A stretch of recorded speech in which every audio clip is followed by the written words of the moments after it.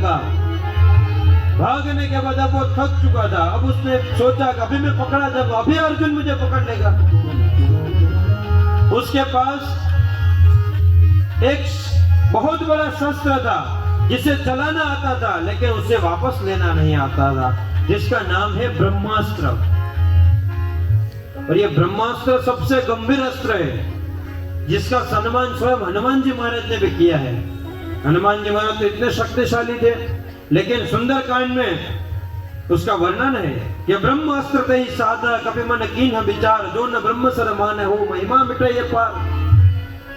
हनुमान जी महाराज जो कि अर्जुन के रथ की ध्वजा के ऊपर विराजमान थे, जिनकी कृपा से एक गति से चलता था, वो हनुमान जी महाराज ने अगर ब्रह्मास्त्र किया, सम्मान किया, तो सोचिए ब्रह्मास्त्र में कितनी शक्ति है।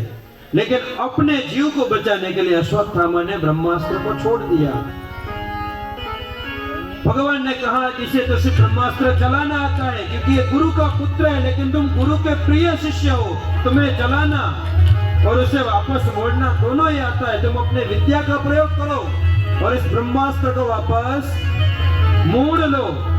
अर्जुन जी ने अपनी शक्ति से, अपनी विद्या से उस ब्रह्मास्त्र को वापस पुनः स्थापित किया। अश्वत्थामा को वही पकड़ लिया।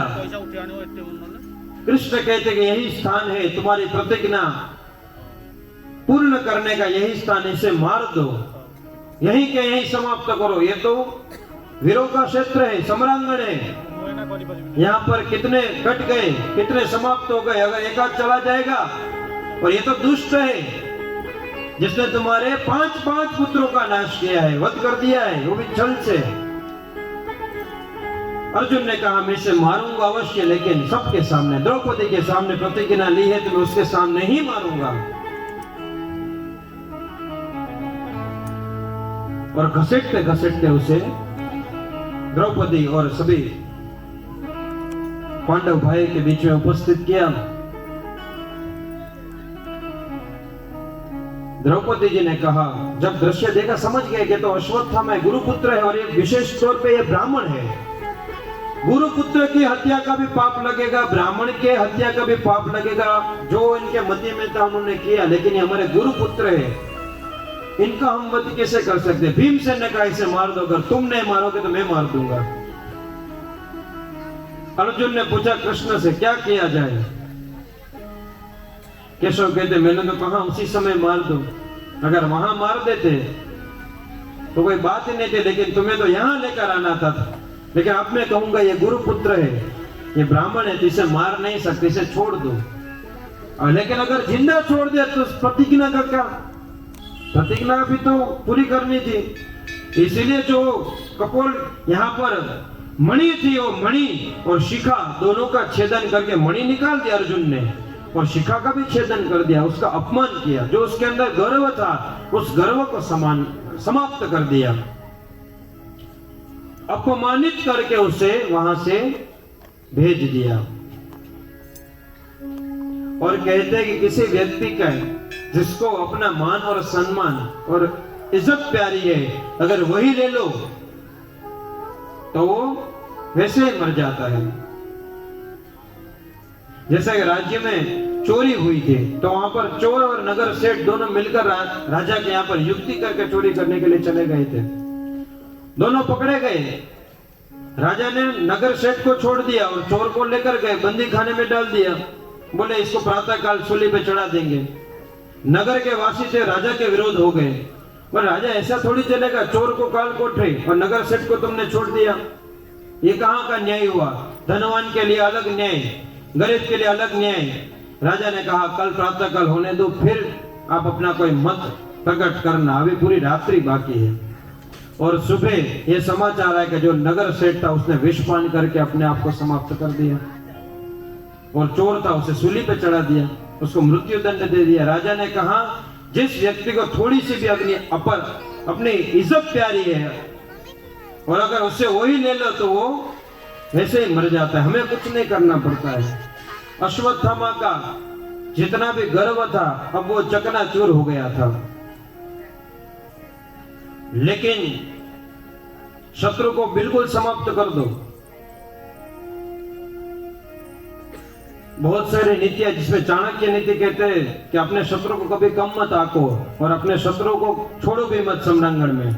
अश्वत्थामा को छोड़ दिया, इसलिए उसने वापस प्रहार करने का सोचा और किया भी। कहां किया? तो क्या उत्तरा के गर्भ में, अभिमन्यु की जो पत्नी थी उसके गर्भ के अंदर जो शिशु, जो वंश के रूप में पांडवों के वंश के अंदर उत्तरा के गर्भ के अंदर श्वास ले रहा था, वैसे एक छोटे से जीव के ऊपर ब्रह्मास्त्र का प्रयोग किया और ब्रह्मास्त्र के प्रयोग से उस बालक की मृत्यु भी हो गई। लेकिन भगवान ने अपनी शक्ति से उसको पुनर्जीवित किया, वापस उसको जीवित कर दिया। ये भगवान ने 2 बार ऐसा किया है। पहली बार तो परीक्षित को बचाने के लिए और दूसरी बार मरुदगण की कथा आती है कि इंद्र ने 7 टुकड़े किए गर्भ के, लेकिन फिर भी वो जीवित थे, तो 7 को भी 7 बार टुकड़े किए, तो 49 अलग अलग टुकड़े हो गए गर्भ के, 49। यानी भगवान ने 2 बार ये साबित किया कि जिसको मैं संरक्षण देना चाहता हूं इस सृष्टि में उसे कोई भी मार नहीं सकता है। गुजराती में कहेवाय છે કે જેને રામ રાખે એને કોણ ચાખે, જેને ભગવાન સંરક્ષણ આપે दुनिया गમે એટલો प्रयत्न, दुनिया कैसा भी प्रयत्न कर ले लेकिन उसका कुछ भी नहीं हो सकता है। जहां पर कृपा राम की हुई ता पर कृपा करे सब कोई। उत्तरा के गर्भ की भगवान ने रक्षा की। कुंता जी ने भगवान की स्तुति की और कहा, जिससे मैं एक सामान्य पुरुष समझ रहे थे, मैं अपना भतीजा समझ रहे थे, वो तो सर्वेश्वर है, नारायण है। मैं आज आपके परम रूप स्वरूप को मैं जान चुके हूं कि आप कोई सामान्य पुरुष नहीं है, आप तो स्वयं नारायण है। और भगवान अपने भक्तों के ऊपर कभी भी अपने उस रूप या स्वरूप की प्रतीति होने ही नहीं देते, क्योंकि जब कभी भी भक्त ने अपने भगवान को बहुत बड़ा माना है तो उसका जो प्रेम होता है वो कम हो जाता है। इसलिए भगवान अपने आप को सामान्य ही रखते। कुंता जी से कहा, हम तो आपके बच्चे हैं, हमें तो आपको देना चाहिए, आप मांगिए, आपको क्या चाहिए। कुंता जी ने, हम सब जानते कि उन्होंने दुख मांगा। जीवन में जब कभी भी दुख आता है तब हरि यानी कि भगवान हमसे निकट हो जाते, नजदीक हो जाते। और जब कभी भी जीवन में सुख आता है तो भगवान थोड़े से दूर होते हैं। इसलिए ज्यादा सुख जीवन में अच्छा नहीं है, और जो दुख है उसके लिए कभी चिंता नहीं करनी चाहिए, क्योंकि भक्त के ऊपर जितने भी दुख होते हैं ना, स्वप्न के रूप में पसार हो जाते हैं। या तो दुख लगता ही नहीं है जब भगवान आपके आसपास हो। आजकल के समय में ज्यादातर जो केस आ रहे हैं वो आत्महत्या, सुसाइड वगैरह के जितने भी केस आ रहे हैं, डिप्रेशन के केस आ रहे हैं, वो इसीलिए आ रहे हैं क्योंकि हम सभी भगवान से दूर होते जा रहे हैं। जब तक आप भगवान के पास रहेंगे तब तक आपके जीवन में हमेशा आनंद भरपूर रहेगा, क्योंकि भगवान का स्वरूप आनंदित है। जब जब आप भगवान से दूर होते जाएंगे भगवान का आनंद आपसे दूर होता जाएगा, और जितने आप दूर होते जाएंगे उतने उतने आपको ये डिप्रेशन, सुसाइड वगैरह जो भी आजकल लोग करते हैं वो सब विचार आते हैं। भगवान के भक्तों को कभी ये विचार ही नहीं आता है, कभी नहीं आ सकता। जितने भी दुख पड़े, नरसिंह मेहता के ऊपर दुख आए, मीराबाई के ऊपर दुख आए, जितने भी संत हो गए, जितने भी भगवान के भक्त हो गए, सबके जीवन में दुख आया ही है। और भगवान भी हमें टेस्ट करते हैं पहले, देने से पहले, कि क्या ये लायक है, क्या इससे मैं कुछ दे सकता हूं। अगर आप लायक है तभी भगवान देंगे। अगर आपकी लायकात नहीं है, छोटे से छोटे चीज में अगर आप हार मान जाओगे तो फिर कैसे आप भक्त बन पाएंगे। कुंता जी ने कहा, वो सुख हमें नहीं चाहिए, हमें तो वो दुख प्यारा लगता है जिसमें आप हमारे साथ हो। भगवान के मन में भी आश्चर्य आ गए, कैसे ऐसे भक्त हो गए जो भगवान के पास से दुख की अपेक्षा करते हैं। तो जीवन में जो भी मिले, सुख मिले या दुख मिले, जो भी मिले, वो तो हमारे कर्मों के ऊपर अधीन है। लेकिन भगवान से यही प्रार्थना करनी है कि भगवान चाहे सुख हो या दुख हो, सदा सर्वदा आप हमारे साथ में रहो। आप हमें ऐसी शक्ति दो कि हम हमेशा जिस परिस्थिति में भी रहे उस परिस्थिति में आपका नाम ले सके। सीताराम सीताराम सीताराम कहिए, जाही विधि राखे राम, ताही विधि रहिए। जो भी परिस्थिति हो उसमें हम अटक रह सके। आपका ऊपर हमारा विश्वास है वो कभी कम ना हो, हमारे जीवन में आपकी भक्ति कभी भी कम ना हो। कुंता जी को दर्शन देने के बाद अपने सारथी दारुक को लेकर द्वारिका नगरी की ओर जा रहे थे।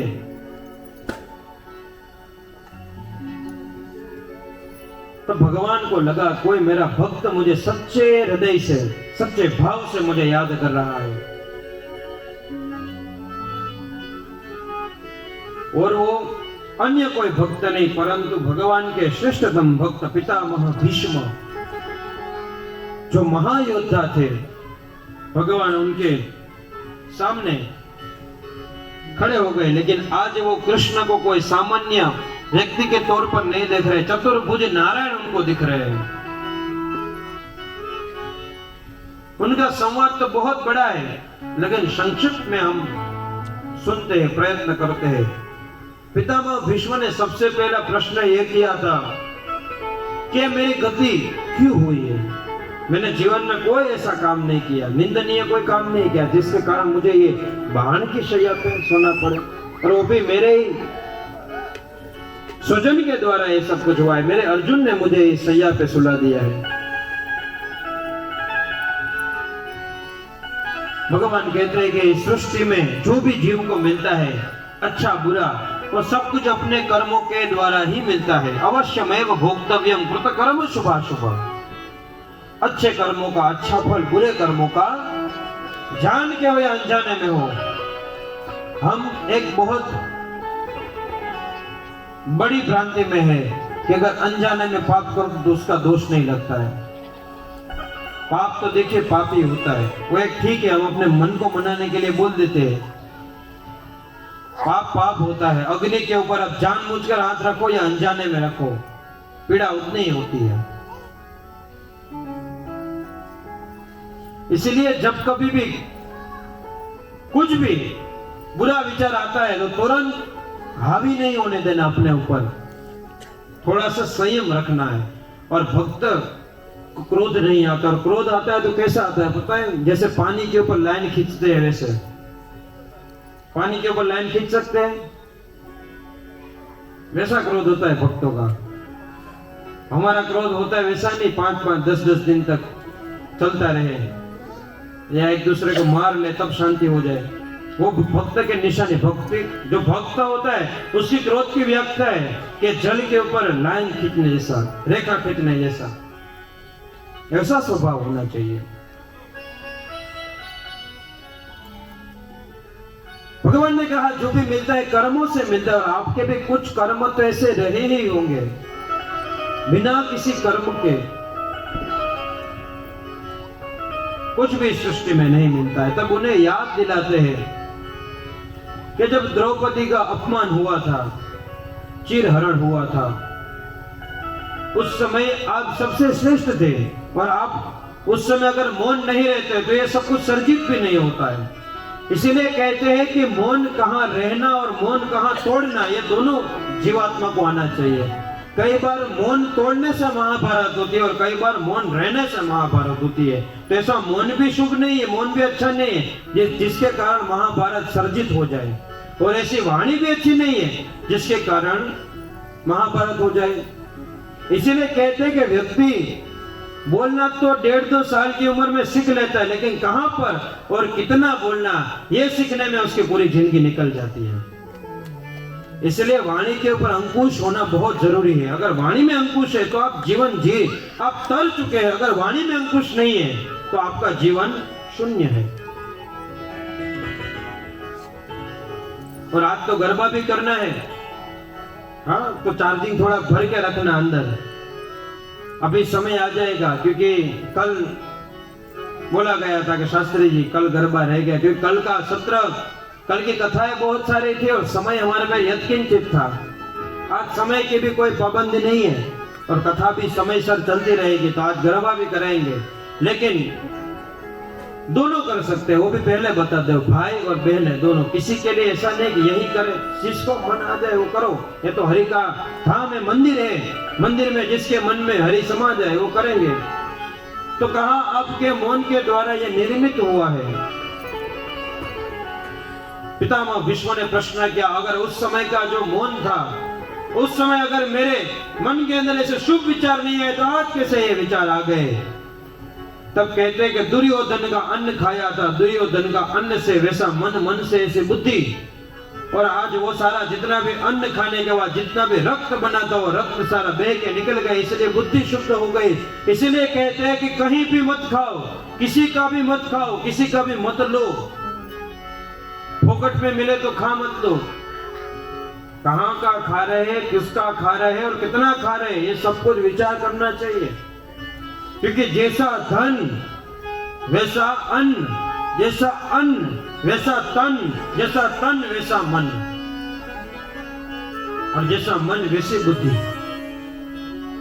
तो वस्तुतः सोचना चाहिए, अगर भोजन करने के बाद विचार अगर आपके मैले होते, दुष्ट होते, बुरे विचार आते, तो सोचने का हम सबको जरूरत है कि जो धन आया है वो किसी योग्य मार्ग से नहीं आया है, वो कहीं ऐसे व्यक्ति से आया हुआ है जो खुद मलिन है। पूजा में भी जाते तो वहां दक्षिणा यजमान देते हैं, तो दक्षिणा देने के बाद में भी विचार करना पड़ता है कि ये धन कहां से आया होगा। अगर धन आने के बाद खुद ब्राह्मण का अगर विचार बदल जाए तो सोच लेना चाहिए यजमान के पास से धन आया, पवित्र नहीं है, तुरंत उसकी शुद्धिकरण करो। जो भी धन आया उसका 10वां हिस्सा दान कर दो ताकि धन शुद्ध हो जाए। इसलिए दान का महिमा है। आप और मैं नहीं जानते, लक्ष्मी के ऊपर काले रंग से थोड़ी लिखा है कि अनिति का धन है, इसलिए दान करना है। 10वां हिस्सा दान करने से हमारा धन पवित्र हो जाता है। पितामह भीष्म ने कहा कि आपकी सारी बातें मैं समझ चुका हूं, लेकिन मेरी एक कन्या है, उसका मैं क्या करूं, उसको छोड़कर मैं जा नहीं सकता। कृष्ण हंसकर कहते कि जब आपका विवाह नहीं हुआ तो कन्या कैसी, उसकी शादी नहीं हुई तो उसकी कन्या कैसी, और वो कन्या है तो है कौन? पितामह कहते हैं कि वह मेरी बुद्धि, वह मेरी मति, वो मेरी रति, जिसको आज तक मैंने किसी के चरणों में अर्पित नहीं किया, वो मैं आपके चरणों में अर्पित करना चाहता हूँ। हे नाथ, आप कृपा कीजिए, और अब मेरे जाने का समय भी हो रहा है, आप मेरे सामने हैं, और ऐसा समय मुझे कब मिलेगा? मुझे आज्ञा प्रदान कीजिए। कल चक्रों के बारे में हमने चर्चा की थी, 7 चक्र, उस चक्र के ऊपर का स्थान, जब यहाँ से किसी भी जीवात्मा का जीव निकलता है तो परम शुभ योनि में वह जाता है। जिसने जीवन काल दरमियान कोई पाप नहीं किया, उसी का जीव ब्रह्मरंध्र से जाता है। यहाँ पर तिराड़ हो जाती है, यहाँ फट जाता है जो ब्रह्म, हाँ, यहाँ से जीव चला जाता है। ये 10 द्वार ये तो मलिन है, यहाँ से अगर जीव जाता है तो वही शुभ है। भगवान ने मृत्तिका यानी कि मिट्टी ली, पितामह भीष्म के कपाल पे तिलक किया, और वहां से अंदर बसे अंगुष्ठ मात्र पुरुष यानी कि आत्मा को आज्ञा प्रदान किया, मूला यानी कि ब्रह्मरंध्र की ओर अपनी यात्रा को आरंभ कीजिए। और वह समय था उत्तरायण का समय। उत्तरायण जो कि अभी कुछ ही समय में आने वाले हैं। अयन सूर्य है, और 2 अयन के ओर चलते हैं, दक्षिणायन और उत्तरायण। उत्तरायण के काल में बड़े बड़े संत महापुरुष अपने देह का त्याग करते हैं, ऐसा समय। पितामह ने कहा, मुझसे बड़ा सौभाग्यशाली और कौन होगा इस धरा पे? मेरे प्राण छूट रहे और मेरे सामने सर्वेश्वर नारायण खड़े हैं, मुझसे बड़ा कोई सौभाग्यशाली नहीं है। इतना तो करना स्वामी, जब प्राण तन से निकले, इतना तो करना स्वामी। प्राण तन से निकले गोविंद नाम ले। ये हम सब जीवों की स्तुति है, सिर्फ पितामह भीष्म की नहीं है। हमें भी भगवान से यही प्रार्थना करने की, हे भगवान, हे केशव, हे पार्थ, जब कभी भी हमारे इस शरीर से, इस काया से हमारा ये श्वास जा रहा है, हमारा ये आत्मा अलग हो, आप हमारे सामने रहे। हमें और कुछ नहीं चाहिए, हमारे मुख से केवल गोविंद नाम उच्चारण हो, राम का नाम का उच्चारण हो, हरि नाम उच्चारण हो, जगन्नाथ का नाम उच्चारण हो। गंगा जी का तट हो या जमुना जी का मट हो, गंगा जी का तट हो या जमुना जी का मट हो, मेरा सावरा निकट हो, मेरा सावरा निकट हो, जब प्राण तन से निकले इतना तू करना स्वामी, इतना तू करना स्वामी।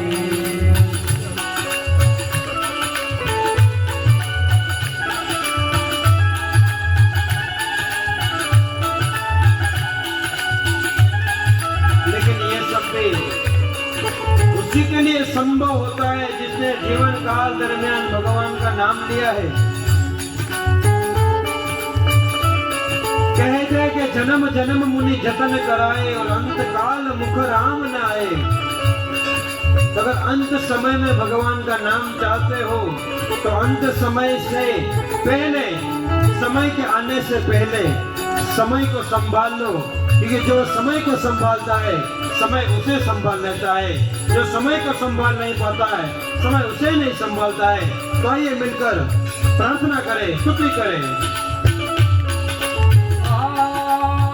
पीतांबरी कसी हो सदी यही मन में बसी हो, पीतांबरी कसी हो सदी मय में बसी बसी हो, तो पे कुछ हंसी हो, श्री राधे पे कुछ हंसी हो, जब प्राण तन से निकले तू करना स्वामी, इतना तू करना स्वामी, इतना तू करना स्वामी।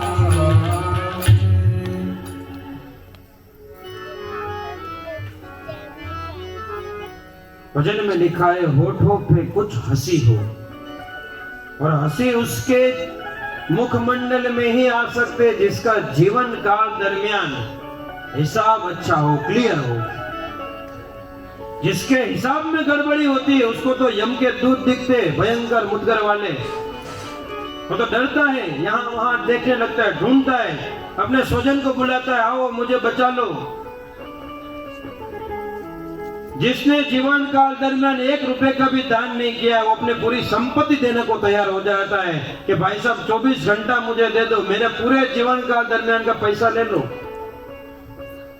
बोलेंगे नहीं, तो बोले 1 घंटा तो दे दो, बोले 1 मिनट तक नहीं मिलेगी। जिस पैसे को हम मेरा मेरा मेरा करके छाती से बांधकर रखते हैं, वो पैसा हमें अंत काल में भी काम आता। उस पैसे से हम अच्छे से अच्छा हॉस्पिटल सिलेक्ट कर सकते हैं, अच्छे से अच्छा डॉक्टर पसंद कर सकते हैं, लेकिन एक श्वास भी वो डॉक्टर के पास क्षमता नहीं है, वो आपको उधार में दे दे। अब फॉरेन से डॉक्टर मंगवा सकते हो, लेकिन वो डॉक्टर भी लास्ट में क्या बोलेंगे, अंत में क्या बोलेगा कि हमसे जितना बन पड़ता था हमने कर लिया, अब तो भगवान के हाथ में, आप भगवान को प्रार्थना करो। दवा तो हमने कर दी, अब आप दुआ करो कि भगवान इसे। तो जब इतना जानते हैं, इतना समझते हैं, फिर भी किसी को समझना नहीं, जानते हम सब है, पता है क्या सही है क्या गलत है, लेकिन व्यक्ति उसे उतारता नहीं है। और भगवान के याद व्यक्ति को सबसे ज्यादा हॉस्पिटल में ही आती है।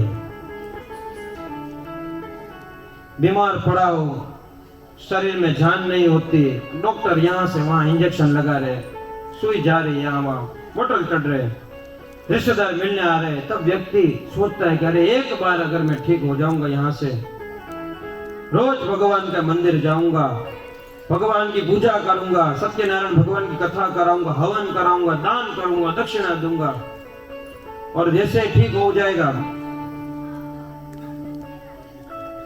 फिर बोलेंगे कि इम्यूनिटी बहुत थी भाई साहब, हमें तकलीफ तो बहुत आई लेकिन बच गए, डॉक्टर साहब अच्छे मिल गए।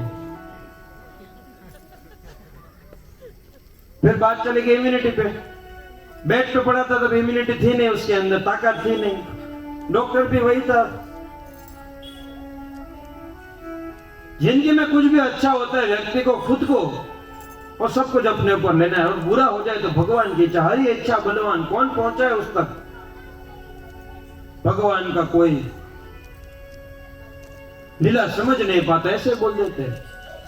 लेकिन पितामह ने बहुत अच्छा कार्य किया। देखिए, जाने से पहले ये धरा को तो हम सबको छोड़ना ही है, लेकिन धरा छोड़ने से पहले कुछ कार्य ऐसे करके जाना है जिससे दुनिया हमें याद रखे। कबीर साहब ने बहुत अच्छी बात की है, बहुत अच्छी 2 लाइन लिखी है कि जब तू आया जग में, जग हंसे तुम रोए। जब हमारा जन्म होता है तब पूरी दुनिया हंसती है, आनंद करती है और हम रोते हैं। लेकिन दूसरी कारिका में लिखा है कि करनी ऐसी कर चलो कि तुम हंसो और ये जग रोए। जब हम इस दुनिया से जाए तब हम हंसने चाहिए ऊपर से, और ये पूरी दुनिया रोनी चाहिए कि एक अच्छे व्यक्ति को हम सबने खो दिया है, हमसे दूर हो गए। क्योंकि हम तो शायद 50 या 100 साल जिएंगे, वो समय चला गया 200-500 वाला। अब तो 70-80 की बात करो, इतना ही समय है, उसमें से भी कितने सारे कार्य है। आधा समय तो व्यक्ति का सोने में चला जाता है। अगर 100 वर्ष का आयुष्य पकड़े तो उसमें 20 साल तो आदमी सोने में निकाल देता है, 10 साल फोन यूज करने में चला जाता है। अब बचा कितना? 10-15 साल वो आदमी कमाने में लगा देता है। आदमी के हिस्से में कुछ भी बचता, कल कल करते करते एक दिन काल आ जाता है। ये जो आपने आज कमा लिया वो आपका, जो आज आपने कर लिया वो आपका है, बाकी इस दुनिया में कुछ भी हमारा नहीं है। हमारे भारतवर्ष के इतने बड़े उद्योगपति सर रतन टाटा, वो भी चले गए, कुछ नहीं गया। इतनी सारी गाड़ियां अच्छी अच्छी बनाई, लेकिन क्या क्या उनके साथ में गया? उनके द्वारा किए गए अच्छे पुण्य, वो तो चले गए, लेकिन आज भी हम उन्हें याद करते, राष्ट्र पुरुष को याद करते, अच्छे व्यक्तियों को याद करते, उनके द्वारा किए गए अच्छे कर्मों से। और ऐसा ही एक अच्छा काम पितामह भीष्म,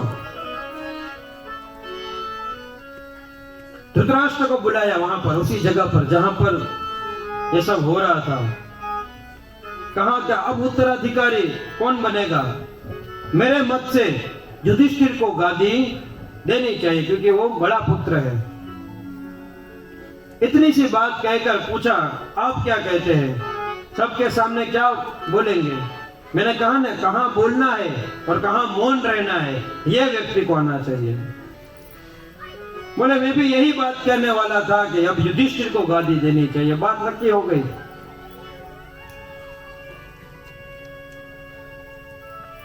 भगवान श्री कृष्ण के हाथ से ही यह शुभ कार्य भी हुआ, उनको राजगादी मिली और भगवान ने अपने सारथी दारू को बोला, चलो अब रथ लेकर चलो। कहां पर? द्वारिका। द्वारिका नगरी की ओर रथ यहां से प्रारंभ हुआ और वहां तैयारी हो गई कि हमारे नाथ आने वाले हैं। पूरी द्वारिका नगरी सजाई, सुंदर सुंदर पुष्पों से तोरण बनाए हैं, सुंदर रंगोलियां बनाई है, धुंध विनाद हो रहे, नगाड़े बज रहे, घंट बज रहे, दान द्रव्य होने लगे हैं। जहां पर भी लोग को देखो, सबके मुखमंडल में प्रसन्नता। सिर्फ द्वारिकापुरी में नहीं, गोकुल में, मथुरा में, वृंदावन में, हर एक जगह, जहाँ तो द्वारिका रहे, लेकिन भगवान की जो यश गाथा है वो हर एक जगह फैल गई। और भगवान के आगमन में, स्वागता में द्वारिका वासी, वहां के नगर के जन सभी लालायित थे कि कब भगवान आए और कब उनका स्वागत करें। और भगवान द्वारिका तो बाद में जाएंगे, थोड़ा समय लगेगा, बीच में हमारा स्टेशन आता है, भगवान पहले यहाँ पर आएंगे। तो आइए हम सब मिलकर कुछ क्षणों के लिए भगवान के नाम का आनंद करें, नृत्य करें, गरबा करें, रस गरबा से भगवान को प्रसन्न करें। जय हो। के द्वारिका नो नाथ मारो राजा रण छोड़ એને મને માયા લગાડી રે દ્વારિકાનો નાથ મારો રાજા રણ છોડ છે એને મને માયા લગાડી રે દ્વારિકાનો નાથ મારો રાજા છોડ છે એને મને માયા कृष्ण नाम की लूट चालू है, जितना लूटना है लूट लो। जो सोवत है सो खोवत है, जो जागत है सो पावत है। आओ सब मिलकर आनंद करें। हमें बने माया नगाड़े मारवाला, हमें बने माया नगाड़े मारवाला, रे बने माया नगाड़े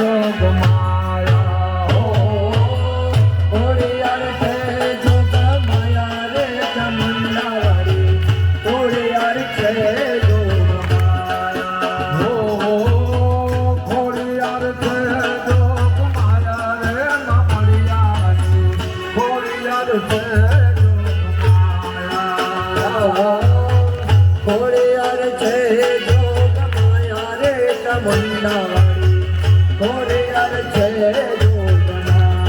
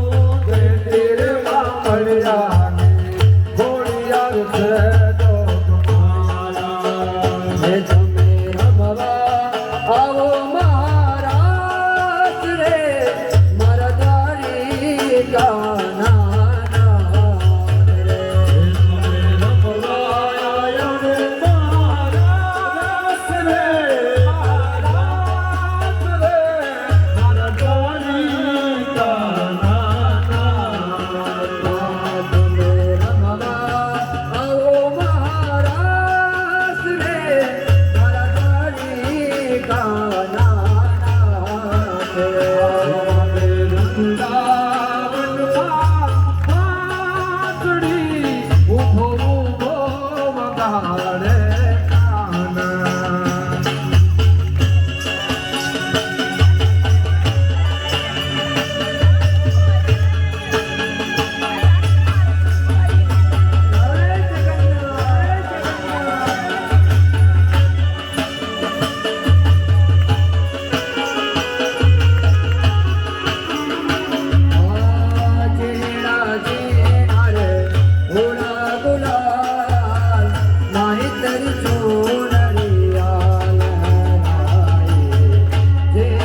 પાડે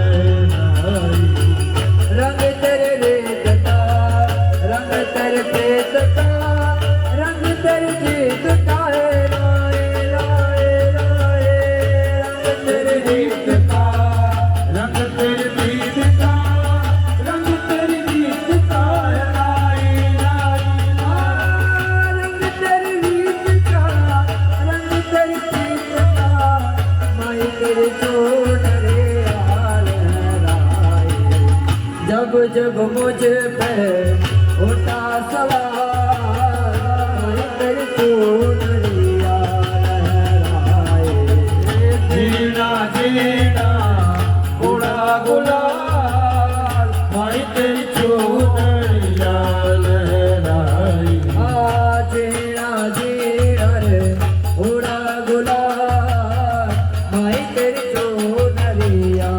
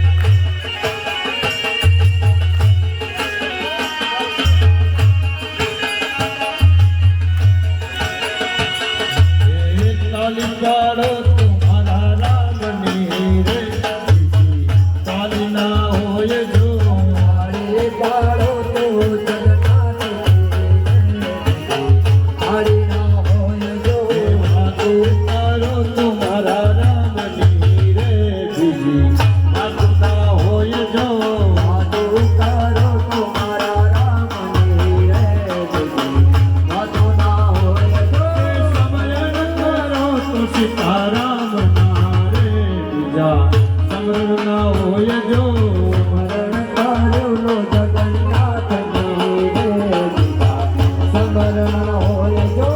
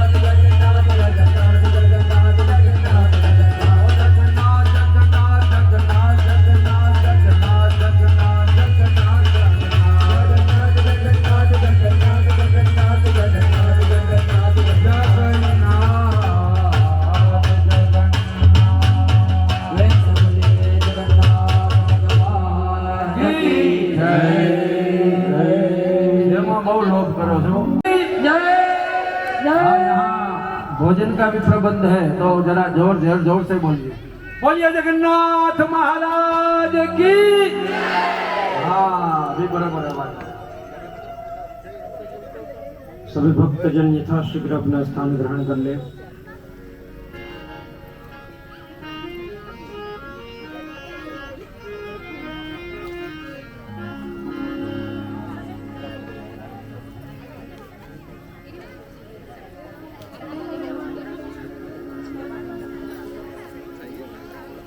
द्वारिकापुरी में भगवान श्री कृष्ण का भव्य आदि भव्य स्वागत हुआ है। मंगल वाद्य मंगल गान वहां पर हुआ है। भगवान के आगमन से चतुर्दिशा चारों दिशा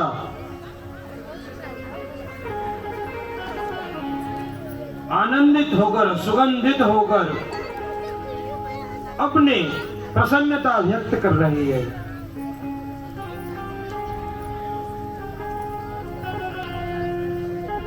हस्तिनापुर में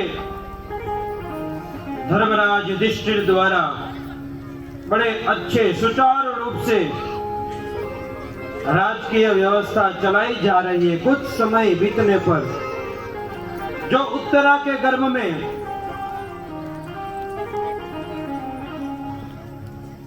जिस बालक का भगवान ने रक्षण किया था, भगवान का परम और महान भक्त दिव्य भक्त कब जन्म का समय हो चुका था। जैसे काष्ठ में से अग्नि प्रविष्ट होता है, अग्नि प्रज्वलित होता है, जैसे अग्नि में तेज होता है, वैसा ही तेज उस बालक के अंदर था। उत्तरा के गर्भ से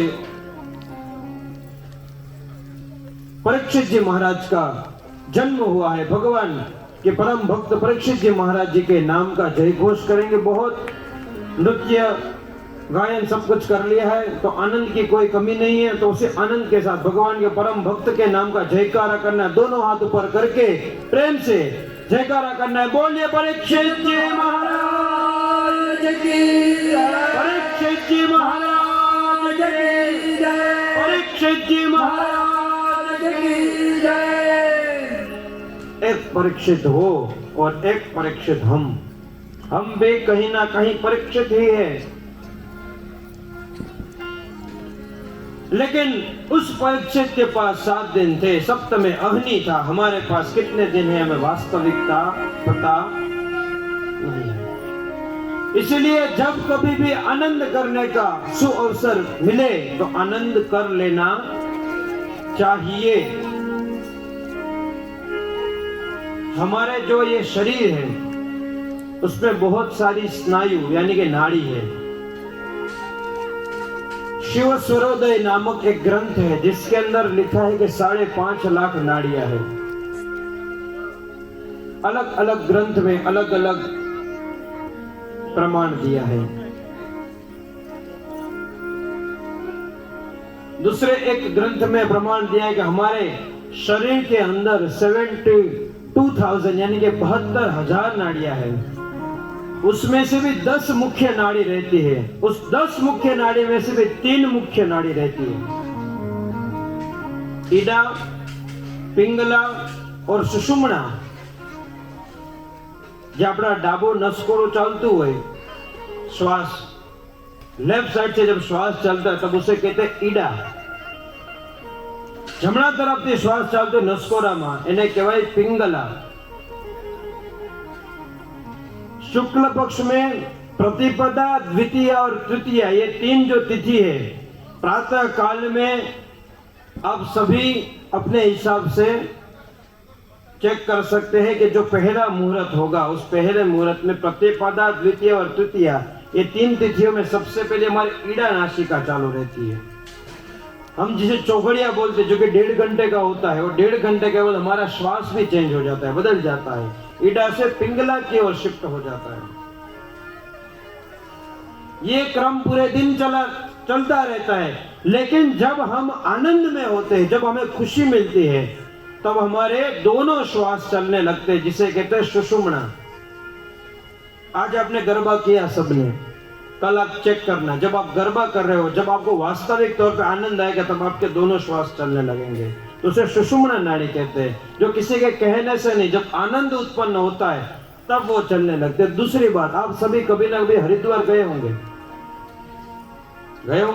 हरिद्वार जाकर आप देखना, आपकी ऑटोमेटिक सुषुम्ना नाड़ी स्टार्ट हो जाएगी, करना नहीं पड़ेगा। वो ऐसा स्थान है भगवान का।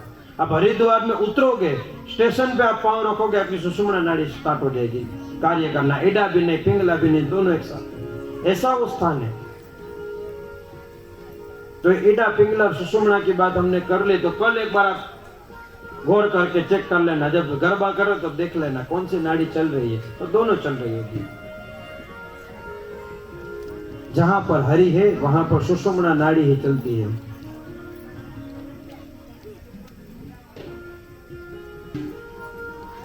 परीक्षित जी महाराज के जन्म के बाद जात कर्म आदि संस्कार करवाए हैं, विद्वान ब्राह्मण है, नामकरण संस्कार करवाए हैं, उनके जन्माक्षर बनाए हैं, जन्म के जो ज्योतिषी आते हैं कुंडली देखते हैं और ज्योतिष के बारे में उन्होंने बताया, उनके जीवन काल के बारे में बताया कि भगवान के परम भक्त बनेंगे, बहुत विद्वान बनेंगे, ये दिग्विजय करेंगे, चारों दिशा में उनकी ख्याति होगी। जीवन जब तक वो जीवंत रहेंगे तब तक उनका नाम रहेगा और जीवन पर्यंत भी उनका नाम रहेगा। लेकिन इनका जो अष्टम स्थान है वो अनुकूल नहीं है। सब डर गए, बोले महाराज जी ऐसा तो क्या है अष्टम स्थान? अष्टम स्थान यानी आयुष्य का स्थान। कुंडली के जितने भी स्थान होते 12 स्थान, उन सबके अलग अलग कार्य होते हैं। अष्टम स्थान आयुष्य का स्थान होता है। आयुष्य स्थान देखने पर पता चला कि इनकी मृत्यु सर्प के डंक से होने वाली, सांप उनको डंक मारेगा और उसके बाद में उनकी मृत्यु हो जाएगी। लेकिन चिंता करने की आवश्यकता नहीं, भगवान की भरपूर उनके ऊपर कृपा होगी, योग्य गुरु मिलेगी और उनका उद्धार भी हो जाएगा। इस प्रकार की वाणी विद्वान ब्राह्मणों के द्वारा सुनकर परीक्षित जी महाराज का नामकरण संस्कार भी हो गया। थोड़े ही समय बीता है, युधिष्ठिर कहते हैं कृष्ण की बहुत याद आ रही है, अर्जुन तुम उनके समाचार लेकर आओ, जाओ उनसे मिलकर आओ। कुछ ऐसा प्रतीत हो रहा है, कुछ शुभ नहीं है। हम भी जिस स्वजन को, जिनके ऊपर हमारा प्रेम या मोह रहता है, उनके लिए भी हमें अलग अलग प्रकार की भावनाएं उत्पन्न होती है। अगर कुछ अशुभ होने वाला होता है तो मां को सबसे पहले पता चल जाता है। एक मित्र को अपने दूसरे मित्र के प्रति अगर प्रेम भाव है तो उसे भी ऐसा महसूस होता है। हम जिसे भी अधिकतर अपना मानते हैं उसके लिए हमें कुछ ना कुछ शुभ या अशुभ दोनों की अनुभूतियां होने लगती है। वैसे अनुभूति युधिष्ठिर को हुई, इसलिए अर्जुन जी को भेजा है। अर्जुन जी पुनः जब वापस आ रहे थे तो खिन्न मन से, उदास मन लेकर आ रहे थे। उनका जो शरीर था, उनके ऊपर जो देह के वस्त्र थे वो फटे पड़े हुए थे। उनका जो धनुष्य बाण, जो गांडीव था, वो किसी ने चोरी कर लिया। ये सब देखकर धर्मराज युधिष्ठिर ने उनसे पूछा, अर्जुन तुम यहाँ से सज्ज होकर गए थे, सुंदर वस्त्र पहनकर गए थे, ये तुम्हारी दशा कैसे हुई? द्वारिका नाथ कैसे है? उनके बारे में बताओ, उनके परिवार के बारे में बताओ। अर्जुन जी कहते हैं कि जो सर्वेश्वर, जो कृष्ण, जिन्होंने हमारे ऊपर इतनी कृपा की, अज्ञातवास में हमारा साथ दिया, इतना बड़ा युद्ध, जिनकी कृपा से हमने विजय की प्राप्ति की, जिनकी कृपा से हम इस हस्तिनापुर के राज्य का भोग ले रहे हैं, वैसे हमारे कृष्ण अब हमारे बीच में नहीं रहे हैं। उनका स्वधाम गमन हो चुका है, वो अपने धाम की ओर चले गए हैं। उनके जाने के बाद वो जब तक थे तब तो निराधार के आधार थे, अब तो जो आधार बचे उनको भी लोग छीनने वाले हैं। बोले तुम्हारा ये बाण गांडीव कहां पर गया? बोले मुझे रास्ते में डाकुओं ने लूट लिया। और वो जगह गोपी तालाब, अर्जुन जहां पर विश्राम किए थे, ये सब घटना होने के बाद वो द्वारिका में है। हम अभी गए थे द्वारिकापुरी में, तो उस जगह पर जाकर आए। और द्वारिकापुरी में जनवरी महीने में हमारी राम कथा होने वाली है। 25 जनवरी से सिलवासा से यह यात्रा आरंभ होगी। एसी वोल्वो बस के द्वारा 25 जनवरी को ये यात्रा सिलवासा से आरंभ होगी। 27 तारीख से द्वारिकापुरी, 27 जनवरी से द्वारिकापुरी में श्री राम कथा का आयोजन होने जा रहा है, जो कि 3 फरवरी को यह यात्रा पुनः वापस सिलवासा की ओर प्रस्थान करेगी, जिसका वापस यहां पर आगमन होगा। इस यात्रा के लिए आपको कुछ भी नहीं करना है, सिर्फ अपना नाम रजिस्टर करवाना है, जिसमें 9 दिन की यात्रा का पूर्णतः जो शुल्क है उसके अंदर समावेश किया गया है। आपका आना जाना, वहां पर रहना, भोजन, आपका अल्पाहार, कथा श्रवण करना, वहां पर यात्रा करना, और सब कुछ उसके अंदर समाहित है, जिसका शुल्क मात्र और मात्र 9,500 रुपया एक व्यक्ति के ऊपर रखा गया है। जिस किसी भी व्यक्ति को इस मंगल यात्रा में जुड़ना है, वो अपना नाम हमारी टीम, हमारे परिवार के सदस्यों के पास अपना नाम लिखवा सकते हैं। दूसरी बात कि हम सब सोचते हैं कि द्वारिकापुरी में राम कथा क्यों? द्वारिका में तो किसकी कथा होनी चाहिए? कृष्ण की कथा होनी चाहिए ना। हम कृष्ण के नगरी में जाकर द्वारिका में राम कथा कर रहे हैं। ये जब हमने निर्धारित किया, सब सोचने के विचार करने बाद तक बहुत सारे लोगों ने प्रश्न किया, लेकिन मैंने सोचा कथा एक ऐसा माध्यम है जहां से मैं उसका उत्तर दूंगा। तो हम सब जानते हैं कि द्वारिका नगरी के अंदर द्वारिकाधीश है, लेकिन उसी द्वारिकाधीश के बाजू में एक ज्योतिर्लिंग है हमारा, जिनका नाम है नागेश्वर महादेव। सोमनाथ तो बहुत दूर हो जाता है वहां से, लेकिन नागेश्वर बाजू में। शिव के इष्ट कौन है? राम के इष्ट कौन है? शिव। शिवस्य हृदयम विष्णु, विष्णुस्य हृदयम, जिसे हम प्रेम करते हैं उसकी कथा हम वहां पर सुनाने जाएंगे। राम से प्रेम शिव करते हैं, इसीलिए हम राम की कथा शिव को सुनाने के लिए अपने अमृतमय रामचरितमानस का ज्ञान रूपी अभिषेक नागेश्वर महादेव के सानिध्य में करने वाले। द्वारकाधीश तो वहां है ही है, द्वारकाधीश चाहे कृष्ण को चाहे राम को हो, दोनों का मतलब तो हरे कृष्ण को या हरे राम को हो, दोनों एक है। लेकिन मूल जो सिद्धांत है हमारा, वो है हमें नागेश्वर महादेव के श्री चरणों में राम कथा अर्पित करनी है, क्योंकि महादेव जी के इष्ट राम है। इसीलिए इस पवित्र यात्रा में जो भी हमारे स्वजन, जो भी हमारे श्रोतागण, जो भी मेरे परिवार के सदस्य जुड़ना चाहते हैं, वो हमारे इस परिवार के पास अपना नाम लिखवा सकते हैं। इसकी अंतिम तारीख 31 नवंबर है। इसके बाद में किसी का भी नाम अगर चाहेंगे तो भी लिख नहीं पाएंगे, क्योंकि व्यवस्था बहुत सीमित लोगों के लिए की गई है। बहुत बड़ी लोगों को, ज्यादा लोगों को लेकर जाना नहीं है, और उसमें भी सिर्फ 20 स्थान बाकी है। 20 लोगों के लिए जगह शेष है, बाकी पूरी व्यवस्था पूर्णतः पैक हो चुकी है। तो जो हमारे गुजराती में कहते हैं कि जो जे वेला ए पहला, जो पहला आएगा उसका नाम पहला लिखेंगे। तो जो भी स्वजन आना चाहते हैं अपना नामांकन गुरुजी के पास से करवा सकते हैं। और इस कथा के जो मनोरथी यजमान है वो भी हमारे इस प्रांगण में ही है, श्रीमती रेखाबेन चमड़िया तथा श्रीमान रमेश भाई चमड़िया। उनके द्वारा ये श्री राम कथा का सुंदर आयोजन द्वारिकापुरी में होने जाने वाला है। तो आप सभी इस आयोजन का अभिन्न हिस्सा बन सकते हैं। कथा को आगे बढ़ाते हैं। कहते हैं कि ब्राह्मणों के द्वारा इस प्रकार का वचन सुनने के बाद अर्जुन जी ने अपने दशा बताई, गोपी तालाब की बात की थी, इसीलिए हम वहां पर द्वारिका पहुंच गए, लेकिन वापस फिर से जगन्नाथ भगवान के पास वापस आ जाते कि समय समय बलवान है नहीं मनुष्य बलवान, काबे अर्जुन डूटियो वही धनुष्य वही बाण। व्यक्ति का समय बलवान होता है, वो बलवान नहीं होता। पद की महिमा है, वही व्यक्ति होता है जिसको कोई पूछता नहीं, जिसको कोई गिनता नहीं, लेकिन पद पे पहुंचने के बाद हर एक व्यक्ति उससे मिलना चाहता है, हर एक व्यक्ति उससे वार्तालाप करना चाहता है, हर एक व्यक्ति उससे संबंध जोड़ना चाहता है कि ये व्यक्ति हमसे संबंध रखते हैं, हम उनके भाई, हम उनके मित्र है, वो हमारे पड़ोसी है, हमारे गुरुजी है, हमारे मित्र है, हमारे सखा है। अंत में वो व्यक्ति वो भी कह देता है कि वो एक समय में मेरा दुश्मन था। हर किसी को व्यक्ति से कारणवश, स्वार्थवश जोड़ना है। समय बलवान है, व्यक्ति बलवान नहीं है। और समय देने वाले भी भगवान है, और समय को अगर आप संभाल नहीं सकोगे तो वह समय लेने वाले भी भगवान ही है।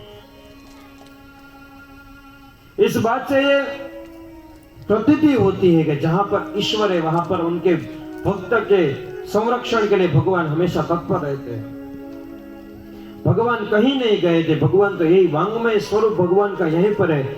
लेकिन युधिष्ठिर ने कहा कि जब हमारे नाथ ही नहीं रहे, जिन्होंने हमारा संरक्षण किया, अब वही नहीं रहे, तो हमें इस धरा पर रहने का भी मुझे कोई और प्रयोजन शेष दिखता नहीं है। लेकिन इस दुनिया में मरने के लिए भी मरना पड़ता है, मरने के लिए भी बहुत बार मरना पड़ता है। मृत्यु इतनी आसानी से नहीं मिलती है, मांगने से मृत्यु भी नहीं मिलती है। ये जीवन क्या है? मृत्यु तक पहुंचने की यात्रा ही तो है। हम जीते इसलिए कि हम मर सके, हम जीते हैं इसलिए कि हम मर सके। लेकिन वो मृत्यु के आने से पहले ऐसा जियो कि मृत्यु मंगलमय बन जाए, तुम हंसो और जग रोए, ऐसी जीवन की शैली होनी चाहिए।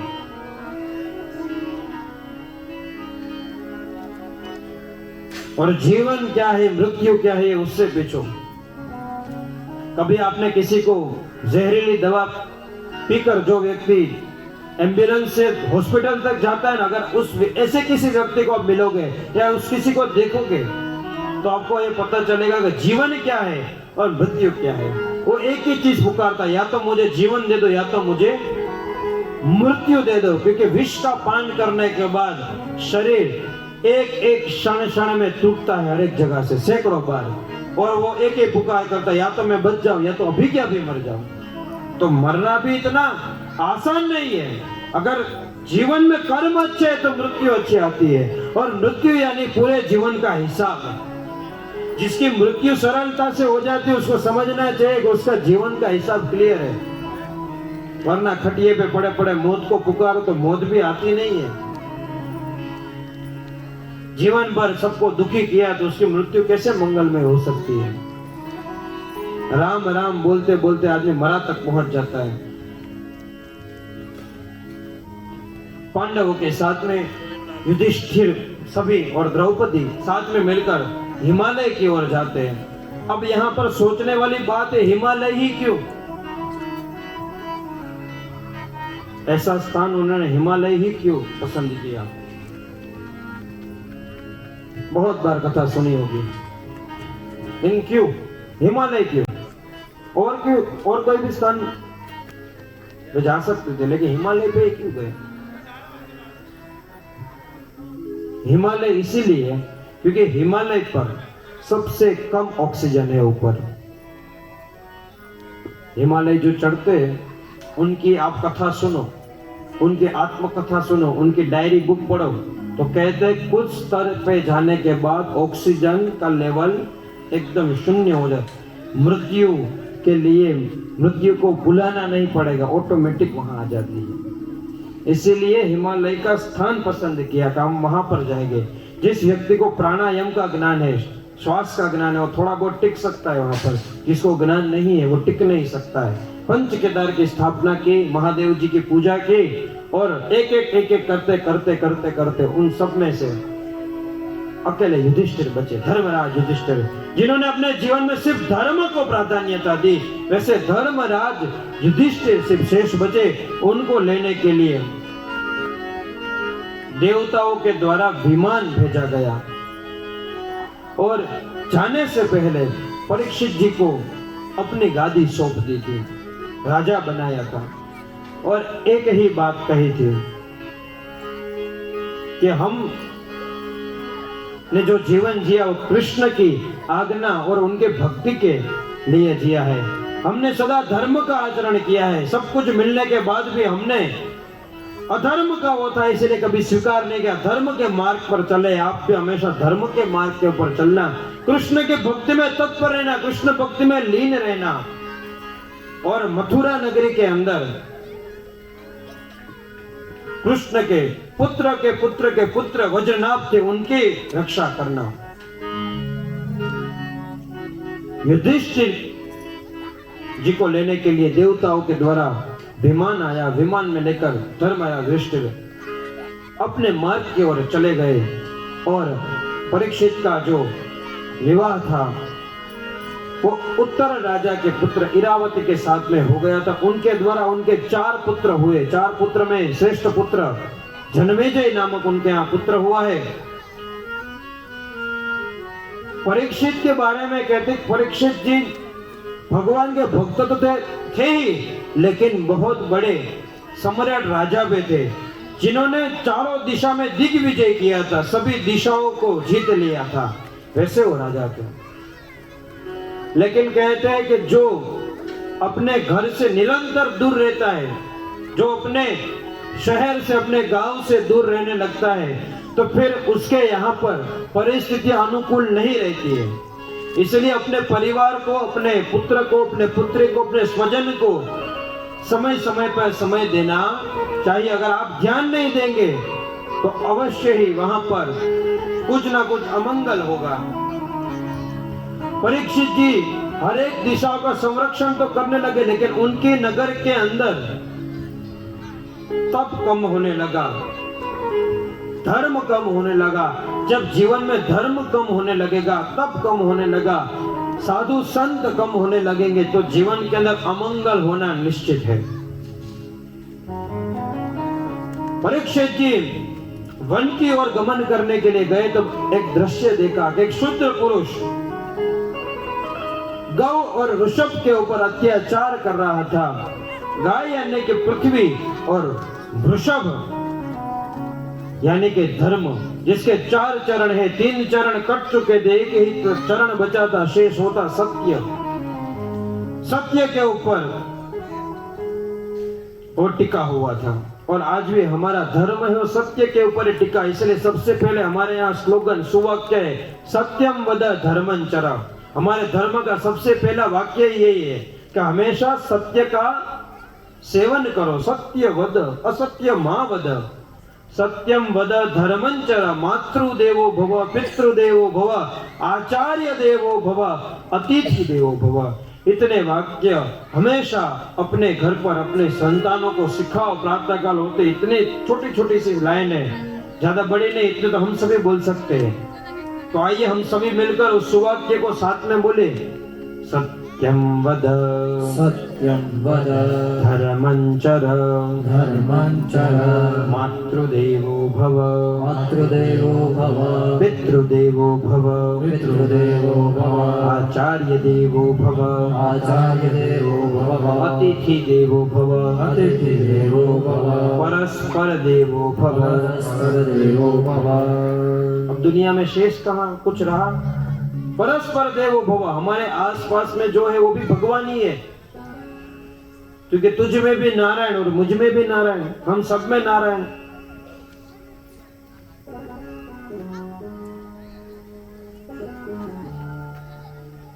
सत्यम नास्ति तपम शोचम दया दानं न विद्यते। जो सुखदेव जी महाराज ने परीक्षित को ये कथा सुनाई थी, उस समय सिर्फ कलियुग के 30 वर्ष बीते थे। कितने? सिर्फ 30 वर्ष ही बीते थे। अब सोचिए 30 वर्ष में क्या क्या हो गया। इस कली को हल्के में लेना मूर्खता है। कई बार हम विचार करते कि कथाएं क्यों करनी पड़ती बार बार निरंतर, एक ही कथा करने से नहीं हो जाएगा।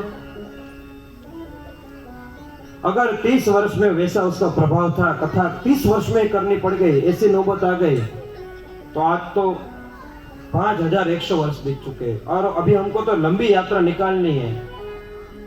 4,32,000 वर्ष की यात्रा है, तो 5000 वर्ष बीते। तो इसीलिए ये कथाएं निरंतर होनी चाहिए। ऐसे कथा के माध्यम से ही हम अपने धर्म को समझेंगे और इस अधर्म को पहचानेंगे, कली को पहचानेंगे। कली से बचने का एक ही साधन है।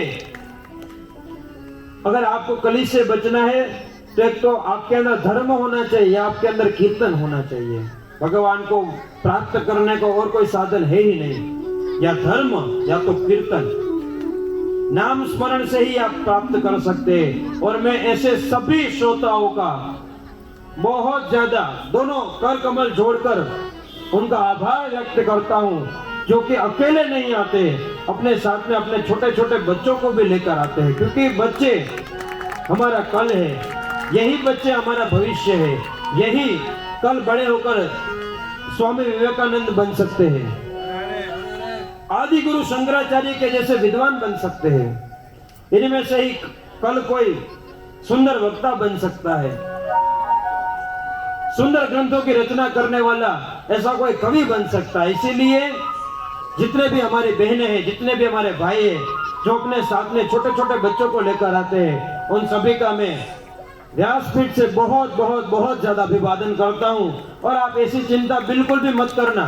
कई बार लोग इसलिए अटक जाते हैं कि हम वहां जाएंगे और बच्चे वहां उत्पात मचाएंगे, तो मस्ती करेंगे, तो तूफान करेंगे, तो डरो मत बिल्कुल। यहाँ पर आने के बाद एक भी शब्द उनके कान में पड़े तो उसका उद्धार होना निश्चित है।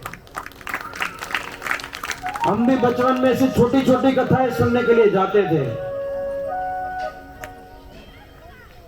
आज का किया हुआ सत्कर्म ही हमारा कल का भाग्य बन सकता है, इसलिए आज अच्छा करो। एक बहुत अच्छे विद्वान ने कहा है कि परिणाम की ओर ज्यादा मत देखो, रिजल्ट के ऊपर ज्यादा मत देखो, प्रोसेस अच्छी बनाओ। अगर अच्छी प्रोसेस होगी तो रिजल्ट हमेशा आपको अच्छा मिलेगा। अच्छे रिजल्ट के लिए अच्छी प्रोसेस होनी जरूरी है।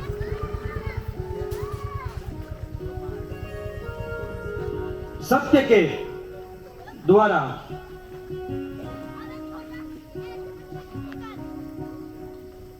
अपने सत्य के तप के द्वारा परीक्षित ने उस वृषभ को खड़ा कर दिया और कली को कहा, तुम यहां से दूर चले जाओ, भागो यहां से, मेरे इस पूरे क्षेत्र में तुम मुझे कहीं दिखने चाहिए। कली ने कहा, आदि काल से लोग मुझे भगा रहे, सतयुग में तो बोले त्रेता में आना, फिर द्वापर में आना, अब तो मेरा समय आ गया है, अब मुझे आने दो।